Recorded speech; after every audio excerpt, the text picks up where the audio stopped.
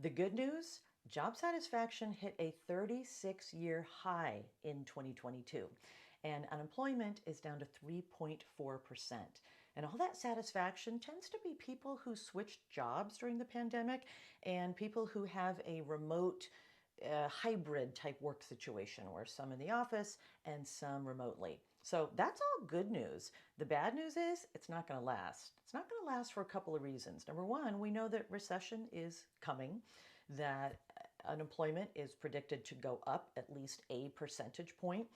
And we've already seen layoffs, we've already seen fewer job openings. But the other reason why it's not going to last is because happiness is not a fixed state. Happiness is an active process. Happiness, you have to feed it. You've got to nurture it. You've got to grow it. And happiness, it's not like you get happiness. It's not like happiness is about a perpetual vacation or having the money to buy more stuff.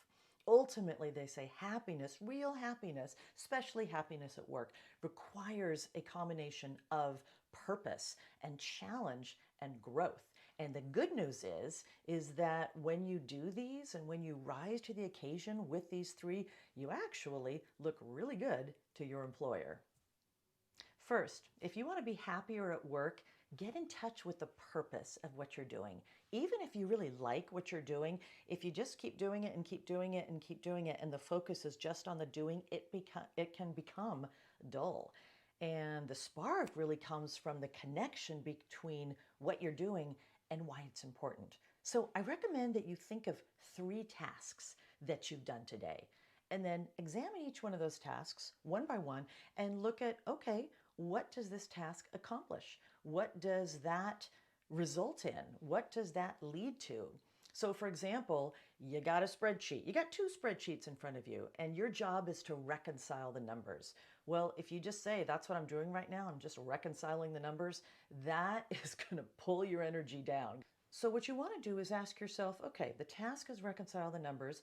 So what does that task accomplish? Well, when I get these numbers reconciled, it's going to create clarity. So it's going to accomplish clarity. Well, what's the impact of that clarity? Well, it's going to help then business leaders. It results in allowing business leaders to have clear numbers. And what does that lead to? Well, that when they have clear numbers, they can make better decisions for the business, which is going to lead to the success of the business, which helps us to all have jobs and feed our families. Now that is meaningful. We went from the task of reconciling numbers to the meaning of feeding our families. That is a great thing. And that's where the spark comes from when we understand, have a deeper understanding of the purpose of what we do. It's not just reconciling numbers, it's feeding kids. When you get in touch with the purpose of the tasks that you do at work, you add to your happiness, because we all know that at some level deep down, we know that we've got a finite time on this earth and we want to do something that matters while we're here, especially with all of those hours. Even if I'm doing something that matters outside of work, a charity, something with my family, I also want to be thinking about, I spend so much time at work and I want to be sure that that time is meaningful as well. And not only that, if you think about your job and you talk about your job as not just the tasks, but the purpose, the meaning of those tasks, you get to be seen more as a strategic thinker and a person of vision. And that is something that your leadership is going to notice. Second, if you want to be happier at work, it's time to challenge yourself. You know, you were made to grow. And if you're doing the same thing over and over, and if you are doing it in the same way over and over, that's a recipe for boredom. So you want to challenge yourself and look at, what's the task? Maybe the task is, I'm creating PowerPoint presentations. So just ask yourself, what's the quality of my output here? How am I doing? How good am I at this? Can I figure out a way, learn, take a class, read an article? Can I figure out a way to do this better? Can I do it smarter? Can I do it faster? Can I do it more efficiently? Who knows? What are the myriad of ways, and pick one, that you could get better at creating these PowerPoint presentations? Or maybe it's, all right, it's actually not just about how I'm doing my tasks. Maybe it's time for new tasks, and go to your leadership and make the case for taking on something new, tackling something that would be a new horizon for you, a new challenge for you. either way, you're going to communicate this growth and this work that you're doing with your management. And that is only, besides making you happier because you're challenging yourself, it's only going to make you stand out more to your leadership, which is only going to be good for your career.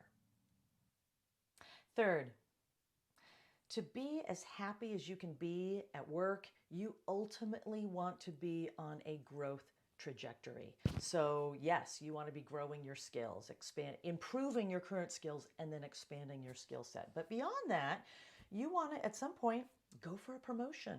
And maybe there's no promotions available. That happens quite commonly. But what is a way that you could stretch just beyond maybe a skill? It's not a promotion, but maybe you could head up a project. Maybe you could head up a cross departmental task force.